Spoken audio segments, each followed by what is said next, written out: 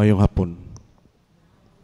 Ang kamubo ni Sakeo wala niya gihimo nga babag sa iyang pagpakiguban sa Ginoo.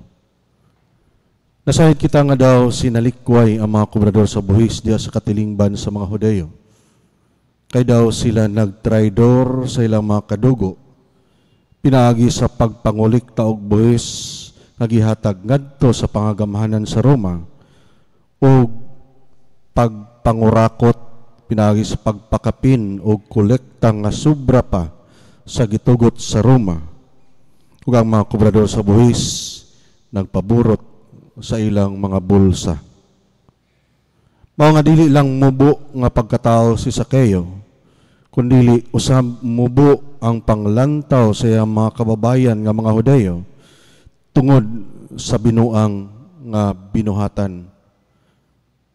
Tatak sa mga Hudeyo ang ilang pagkareliyoso, apan masawayan gihapon sila ni Jesus og ingnon nga mga tigpakaaron ingnon, tungod kay nakita nga daw ang mga magtutudlo sa balaod kutob lamang sa istorya o dili seryoso.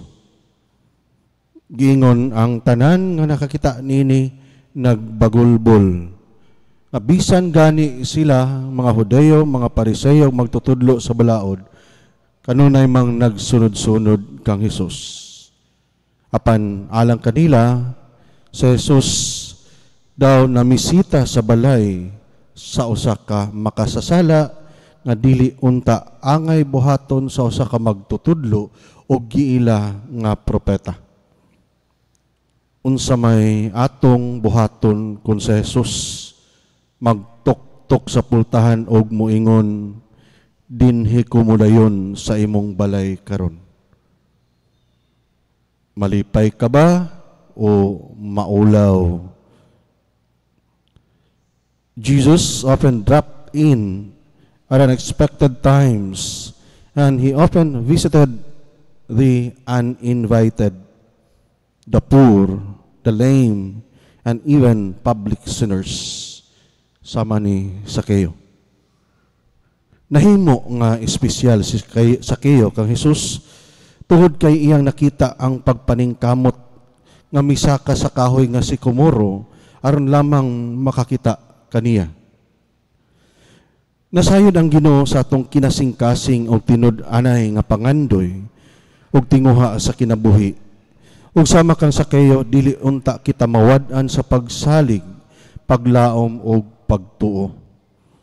Bisan pa sa daghan nga mga babag, hagit og pagsulay sa kinabuhi sama kang Sakeo, padayon kita sa pagbuhat sa angayan, husto, matarong ug sa unsay makaluwas.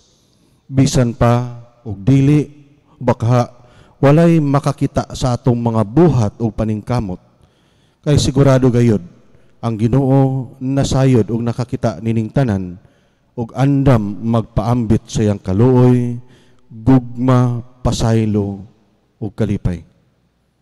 Kung kalipay nato nga mahimamat ug makauban ang Ginoo, labaw pa ang Dios nga malipayon alang kanato tungod sa iyang naghingapin nga gugma, kaluoy, pasaylo ug grasya.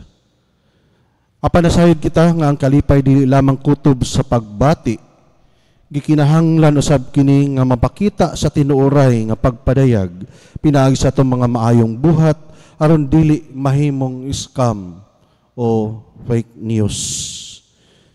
Gipakita ni Sakeo ang tinud-anay nga paghinulsol o pagbasol pinaagi siyang pagpaningkamot og saad sa paghatag sa katunga sa iyang katigayunan ngadto sa mga kabus.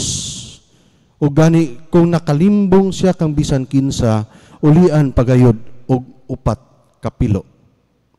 Sa giingon pa, ang buhat mao'y paistoryahon og dili lang puros istorya bisan walay buhat aron dili mahimong bakakon. His change of heart resulted in a change of life, a change that the whole community could experience nga tinuoray. Ang atong Ginoong Hesus kanunay nangandoy nga mosulod ug mopuyo dinhi kanato. Andam ba kita nga mahimong iyang kapahulayan ug puloy-anan aron natong masinati ang tinuod nga kalipay sa kinabuhi ug kaluwasan. Naot ponta.